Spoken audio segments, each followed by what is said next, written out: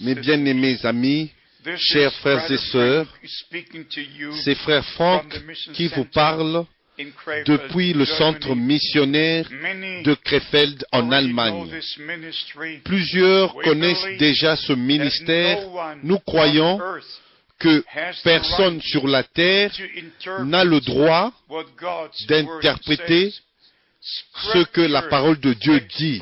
Les Écritures expliquent les Écritures. Et non, les hommes sages ou les rabbins ou les pasteurs expliquent la parole de Dieu. Mais la parole de Dieu s'explique elle-même.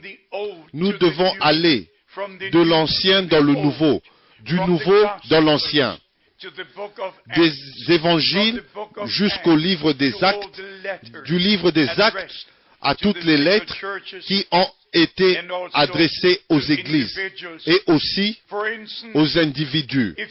Par exemple, si vous voulez savoir ce qui s'est accompli déjà depuis le commencement du Nouveau Testament, vous devez retourner dans les promesses que Dieu a faites dans l'Ancien Testament, depuis Genèse au chapitre 3, au verset 15, au travers de 2 Samuel, chapitre 7, verset 14, dans le livre des psaumes, au chapitre 2, verset 7, psaume chapitre 22, psaume chapitre 89, vous allez et vous continuez jusqu'au prophète Ésaïe, au chapitre 7, au verset 14, la Vierge deviendra enceinte, elle enfantera un fils, et elle lui donnera le nom d'Emmanuel.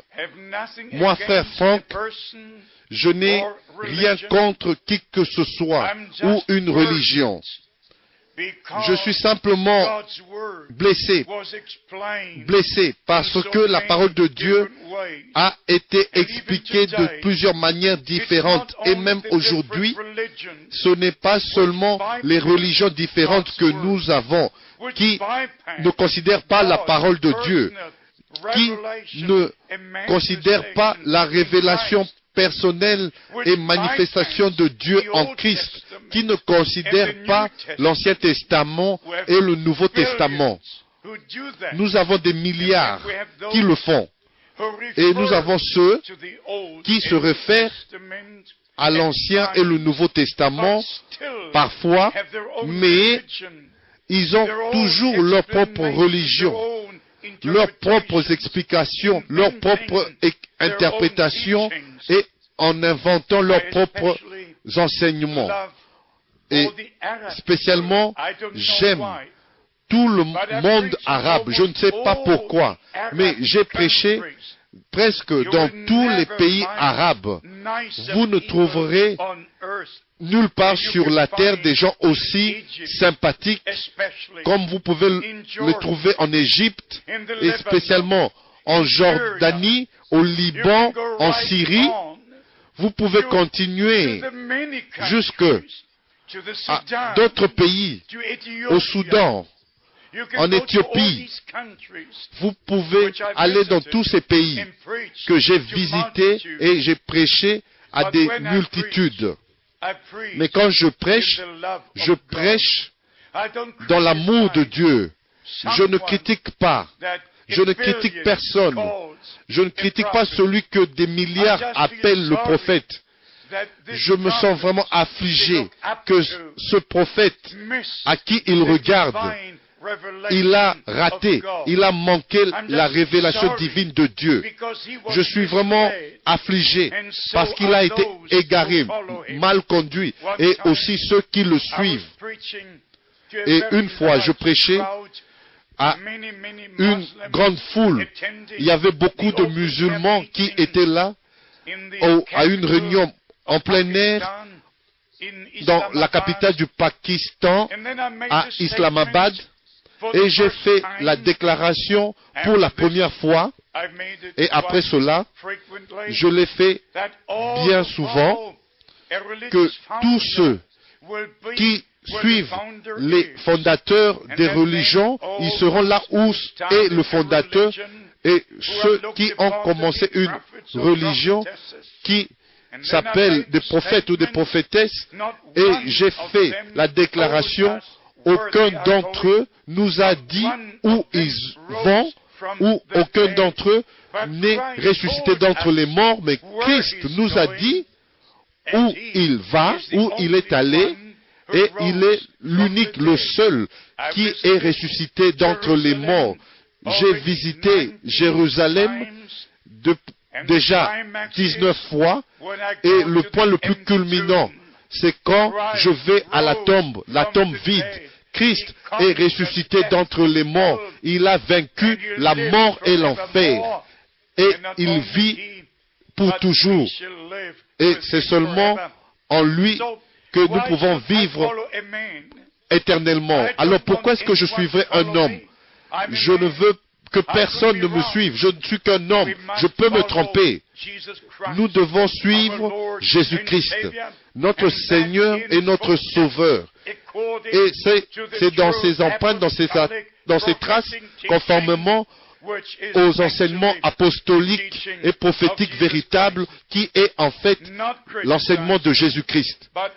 Ce n'est pas pour critiquer, mais j'ai 4 Corans dans ma maison, dans mon bureau. J'en ai 4.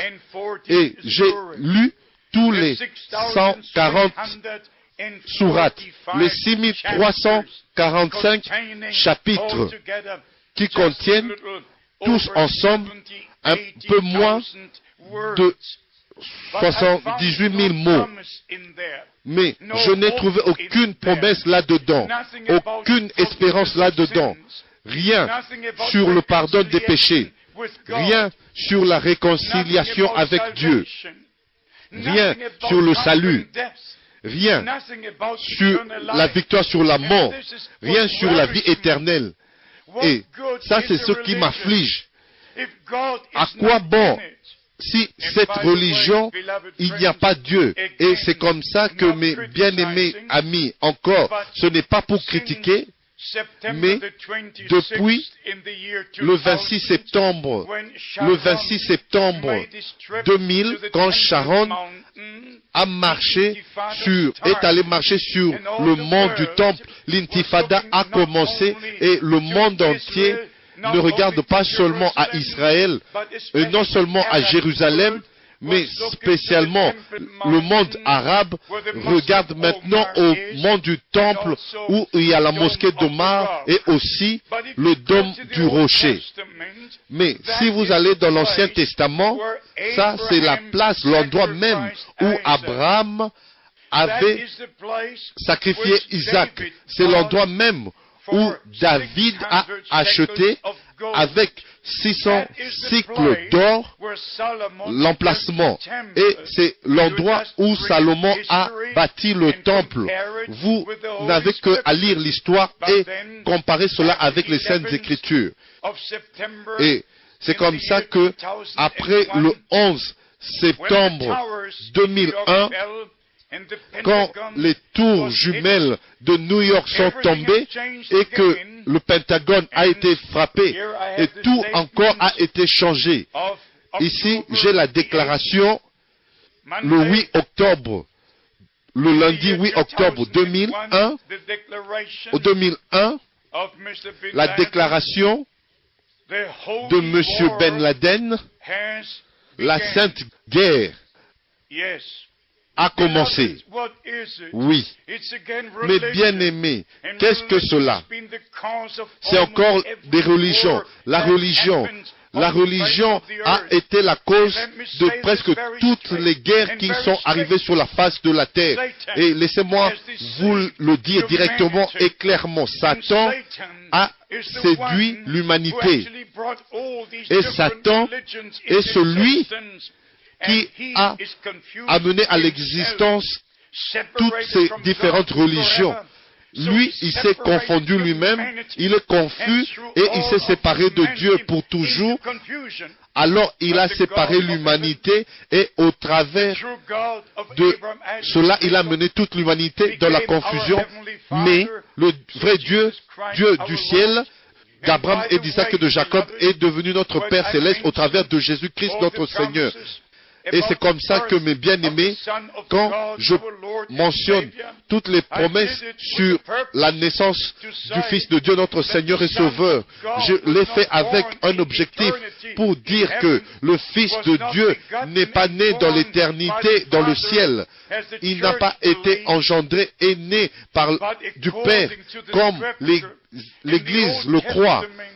Mais conformément aux Écritures, dans l'Ancien Testament, il était le Seigneur, le Yahvé de l'Ancien Testament. Il est devenu le Yahshua du Nouveau Testament. Nous devons comprendre cela, que dans l'Ancien Testament, il n'était pas encore fils, il était le je suis, celui qui a marché dans le jardin d'Éden et il a créé Adam à sa propre image. Il a visité Abraham dans Genèse chapitre 18. Il a parlé à Moïse dans le livre d'Exode au chapitre 3 jusqu'au verset 6. Et plus loin, il s'est révélé lui-même dans une forme, corporelle surnaturelle, qui est la forme d'un ange, qui est aussi notre forme. Mais bien aimé, et c'est comme ça que le Seigneur de gloire devait venir vers nous. Il y a seulement un seul chemin, et que le Saint-Esprit a recouvert Marie, et le corps qui devait naître devait être saint et pas de péché. Et Satan n'avait aucun droit sur ce corps. Un corps sans péché, un sang sans péché, une vie sans péché, mais né dans l'humanité, afin que celui qui était sans péché pouvait prendre nos péchés comme l'agneau de Dieu et payer le prix, et nous racheter, nous réconcilier et nous ramener dans notre place originelle comme fils et filles de Dieu. Mais bien aimés, l'enseignement que Dieu existe dans l'éternité, dans trois personnes distinctes, individuelles, qui parlent entre elles, qui s'aiment entre elles, s'il vous plaît, pardonnez-moi de faire une telle déclaration, mais c'est absolument faux. Je voudrais utiliser un autre mot pour pointer la chose, pour que les gens se réveillent, que nous sommes tous nés dans les interprétations des Écritures. Dieu a été expliqué. Qui peut expliquer Dieu? Y a-t-il quelqu'un à côté de lui ou quelqu'un de saint qui peut essayer de comprendre Dieu? Y a-t-il quelqu'un responsable, redevable, qui aurait dit que je vais vous expliquer Dieu?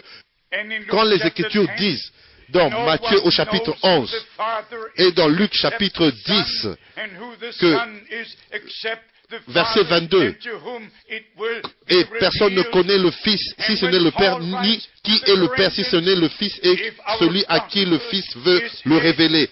Et Paul a écrit aux Corinthiens, si notre évangile est encore voilé, il est voilé pour ceux qui périssent. Et pour nous, la splendeur de l'évangile de la gloire de Christ, qui est l'image de Dieu, nous n'aurions jamais connu qui est Dieu. Nous n'aurions jamais connu Dieu comme notre Père céleste, si ce n'est au travers du Fils. Et pour le dire encore, le Fils n'avait pas été engendré par Dieu dans l'éternité, et il n'est pas né de lui dans l'éternité. Pourquoi? Parce qu'il n'y avait aucun humain qui était resté au ciel pour être racheté. Nous étions sur la terre. Le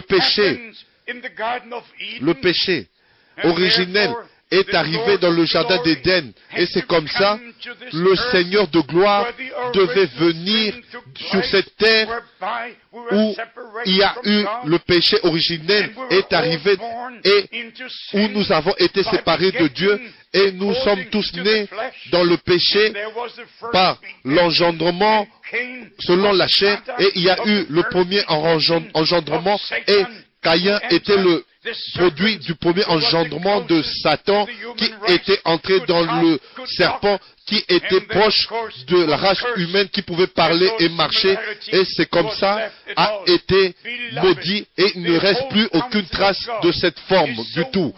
Mais bien aimé, tout le conseil de Dieu est tellement merveilleux, mais si profond, que ça vient seulement par la révélation divine à chacun de nous. Maintenant, pour comprendre pourquoi est-ce que je dois parler de cette manière, je suis affligé dans mon esprit que toute l'humanité a été égarée, mal conduite, et je suis un missionnaire, et j'ai été dans plus de 130 pays, et je suis dans le ministère depuis plus de 40 ans d'une manière internationale. Chaque mois, je voyage et je voyage.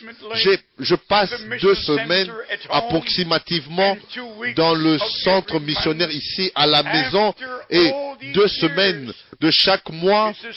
Et après toutes ces années, c'est toujours le même modèle, la même façon. Je vais jusqu'aux extrémités de la terre pour partager la parole de Dieu et vous rencontrez toutes les différentes églises. Maintenant, nous avons 342 églises chrétiennes dénominationnelles. La première chose qu'on me demande, de quelle dénomination tu appartiens, vous comprenez ce que je veux dire. Les gens ne vous demandent pas, est-ce que vous êtes un homme envoyé par Dieu? Est-ce que vous avez la parole de Dieu? Les baptistes veulent que vous soyez un baptiste. Les pentecôtistes veulent que vous soyez pentecôtiste. Et récemment, quand j'ai eu la réunion avec les gens de l'église d'Angleterre, la haute société, un homme qui m'a entendu parler, il a levé sa main à la fin du service de la réunion et il a dit, monsieur, nous avons réalisé que tu n'es pas de notre église, la grande église d'Angleterre. Et j'ai dit, mais je suis envoyé par Dieu, avec le message de Dieu, vers le peuple de Dieu. Et cet homme, qui a une grande considération devant les gens, il a dit, monsieur, nous voudrions que tu saches que nous marchons selon les 39 articles de l'Église d'Angleterre. Je devais juste dire, moi je marche selon ce seul livre qui a le sceau de Dieu. Il n'y a aucun catéchisme, il n'y a aucun livre sur la terre qui a le sceau de Dieu. Il n'y a aucune déclaration, aucun dogme, rien n'a le sceau de Dieu, à moins que ça soit dans ce livre. Et c'est comme ça. À l'apôtre Jean, il lui a été dit, scelle ce livre a le sceau de Dieu. Et c'est comme ça, si je fais la déclaration que le Fils de Dieu n'était pas né dans l'éternité, mais il était le Logos, la parole, qui est sorti au commencement, et marchant et parlant, et déjà dans le jardin d'Éden, et pendant tout l'Ancien Testament. Et c'est seulement que dans le Nouveau Testament que la parole fut faite chair et habita parmi nous. La parole ne s'est faite pas chair au ciel dans l'éternité. Elle s'est faite chair pour nous. J'espère et je crois que ça sera semé et que les gens commenceront à lire la Bible de nouveau. Et c'est comme ça.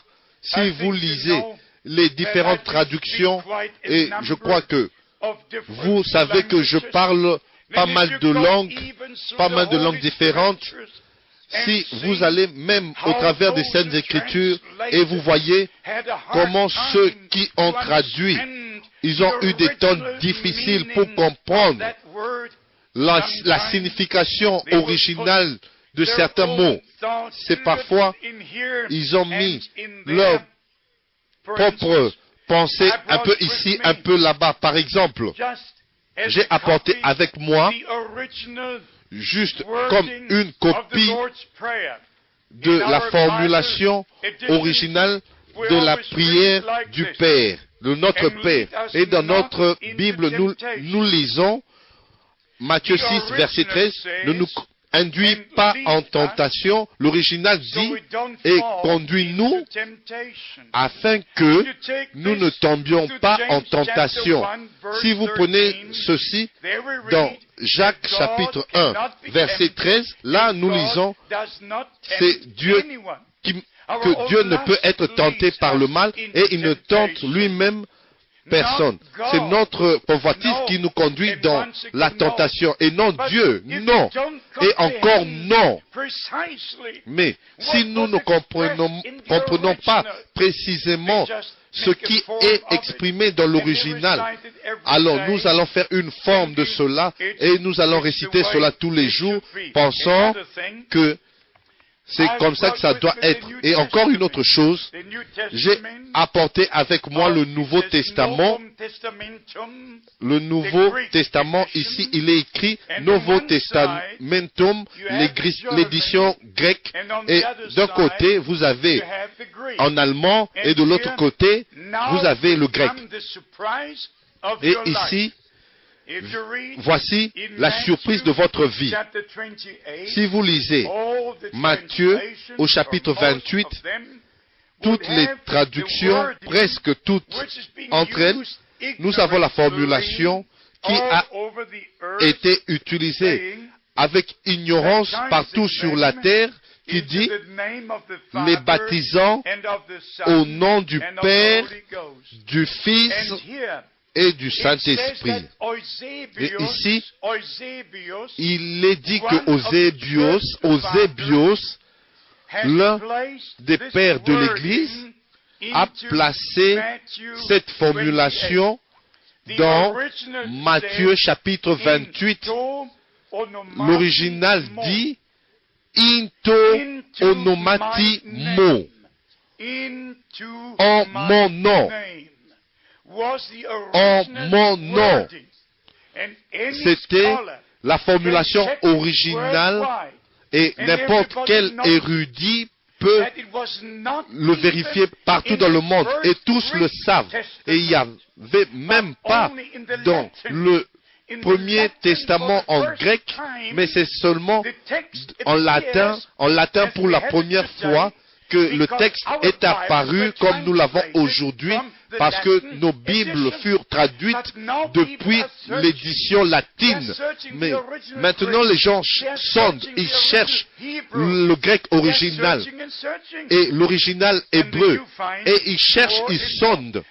Et ils ont trouvé, ils trouvent plus et plus. Maintenant, s'il vous plaît, comprenez. Si nous devons lire dans notre Bible aujourd'hui, allez, faites de toutes les nations des disciples et les enseignants, et il est dit, les baptisants en mon nom. Tous auraient compris Actes chapitre 2, verset 38, Actes chapitre 8 et d'autres versets comme le verset 16, et Actes chapitre 10, verset 48 et Actes chapitre 19, verset 5. Et même notre traduction avec la formulation que nous trouvons dans les Écritures, allez, les baptisants au nom du Père, du Fils et du Saint-Esprit, nous savons tous que vous pouvez être un père, mais ce n'est pas votre nom. Vous pouvez être beaucoup de choses, mais ce n'est pas votre nom. Mais le baptême devait être fait dans le nom du Père, du Fils et du Saint-Esprit, parce que le Seigneur Jésus-Christ est le nom dans lequel Dieu s'est révélé lui-même pour notre salut comme Père au ciel, dans le Fils sur la terre et dans l'Église par le Saint-Esprit. Dieu au-dessus de nous, Dieu avec nous et Dieu en nous. Trois différentes manifestations pour un seul grand objectif pour nous sauver et pour nous placer de nouveau comme fils et filles de Dieu dans notre position originelle, comme nous trouvons écrit dans Galates au chapitre 4, au verset 4. Mais bien aimés, il y a tellement de choses qui doivent être corrigées. Pratiquement tout ce que nous trouvons dans le christianisme aujourd'hui n'était pas dans le christianisme original. Et tout ce qui était dans le christianisme originel n'est pas trouvé aujourd'hui. C'est seulement recouvert avec des versets bibliques et tout se recouvre de versets bibliques et leurs propres interprétations. Maintenant, le temps est arrivé pour Dieu d'avoir son chemin avec son peuple et celui qui a des oreilles qu'il entende ce que l'Esprit dit aux églises. Je ne veux pas que vous continuiez à être séduits jusqu'à l'éternité. Vous connaîtrez la vérité et la vérité, c'est la parole de Dieu qui a été révélée par le Saint-Esprit et cela va vous rendre libre dans le nom de Jésus-Christ notre Seigneur. Amen.